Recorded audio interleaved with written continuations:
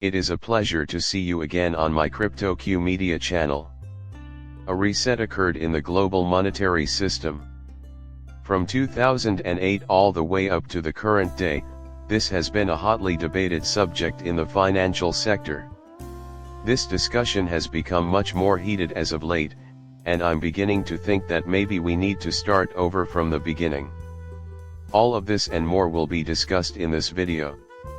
This leads us back to 2008, as I indicated earlier, when we think about resetting the global monetary system. A lot of people, including myself, think that ever since then, all we've done is boost the market and the money supply, and nothing has changed. We need to determine, what's the next step in order to move forward with this study. When we consider recent history, we may observe how the pandemic hastened discussions of the reset and how financial instability and bank failures have afflicted our economy. All of this hints to something far larger.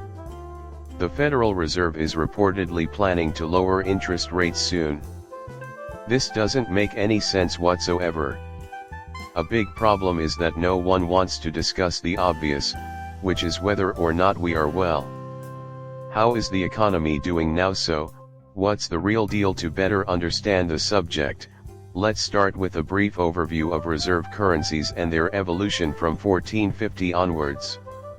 Looking at the US dollar as an example is ridiculous because it has been the reserve currency since 1921, which is getting close to 150 years. Global reserve currencies typically have a lifespan of approximately 94 years. After all, the current push for CBDCs, digital assets, stable coins, and crypto raises the question, therefore I've reframed the argument to focus on a digital financial system's reserve currency.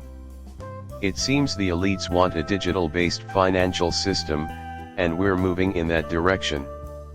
Consequently, does a digital system actually need a reserve currency? No, is the right answer, because that is exactly what we are not doing.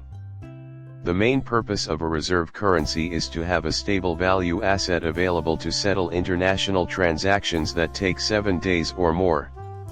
A reserve currency's primary function is to maintain a constant value.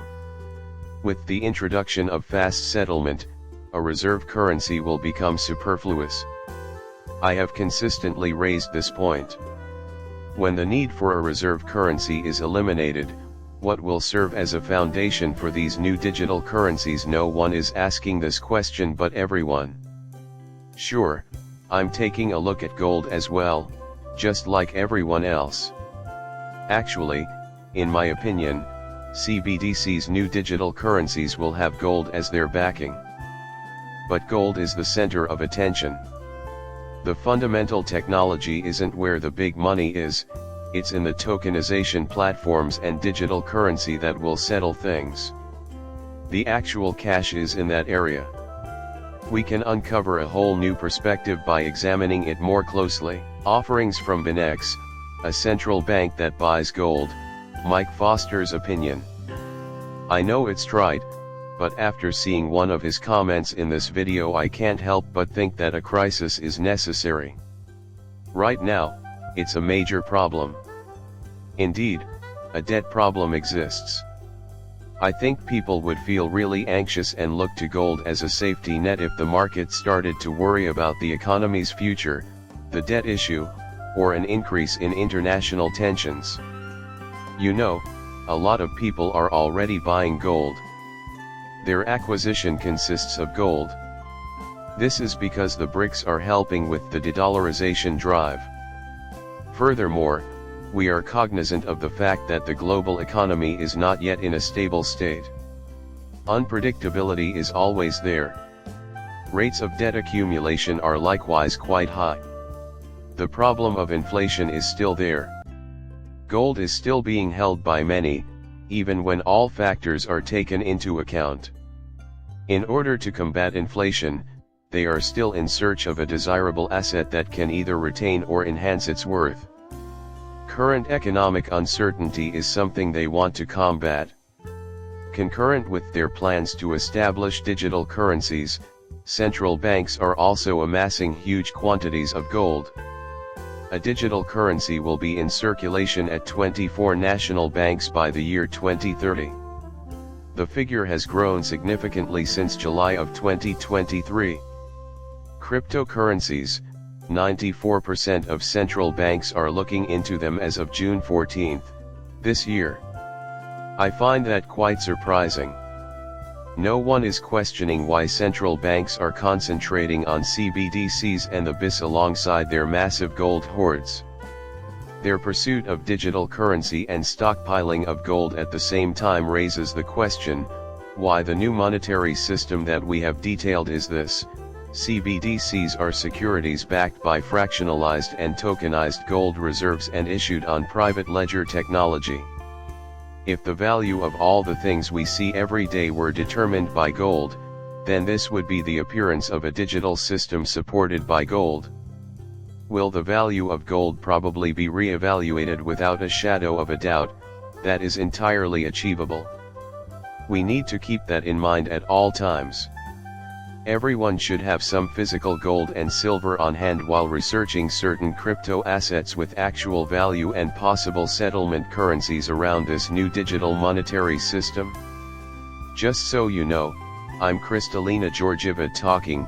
The International Monetary Fund (IMF) said in November 2023 that digital currencies produced by central banks might replace cash in the future. We can't go back now. The International Monetary Fund is the original source of this information. Even though we haven't landed yet, we do have a quote. Use cases are very unpredictable, and there is a lot of space for innovation. Here we have the chief honcho of the International Monetary Fund at the 2023 Singapore FinTech Gathering. By the time this study was released in June 2023, just 11 nations had actually put CDCs into action. It is evident that CBDCs are becoming big participants, as 94% of central banks are researching them and the BIS is keeping up its momentum. It seems to me that they are definitely not trying to return. They are making every effort to expedite this. As I indicated earlier, the BRICS and the US are embroiled in geopolitical concerns on top of the ongoing conflict. Everything is setting up to this big disaster that will reset everything, and a lot of the minor things that happen every day are contributing to it. Here at the central bank, we have the next step in the evolution of digital currency. Take another look at the dates. This is the International Monetary Fund (IMF) communicating with you on November 15, 2023. More guidance is needed by several monetary authorities worldwide about digital versions of central bank currency. Further ahead, in the run-up to 2024, the BIS is promoting the Finternet, the next generation of financial systems. Once again, we find ourselves in the central bank of central banks, and the date is about April 15th. This arrived with us on May 6th. They mapped out the whole process, from technological progress and invention to small steps and giant leaps, that will be required to make this a reality. We need to move forward with confidence. We need to make a huge leap forward. Of course, they brought up COVID-19. They also mentioned how it accelerated the digital drive, a topic we've discussed at length on our channel. Nevertheless, isn't this massive leap being debated down below? They are demonstrating this quantum leap, especially in relation to tokenization. But the primary problem is that I don't think this is a significant leap. I feel like we're missing the big picture since they seem to be touching on a number of topics, from the technology to the beginnings of this tokenized digital society. But what they're not telling us is what needs to happen to speed up and facilitate our shift to this new monetary system. We are quite grateful for the viewers' presence here. It means a lot to me that you've subscribed and watched my channel. Until then, take care.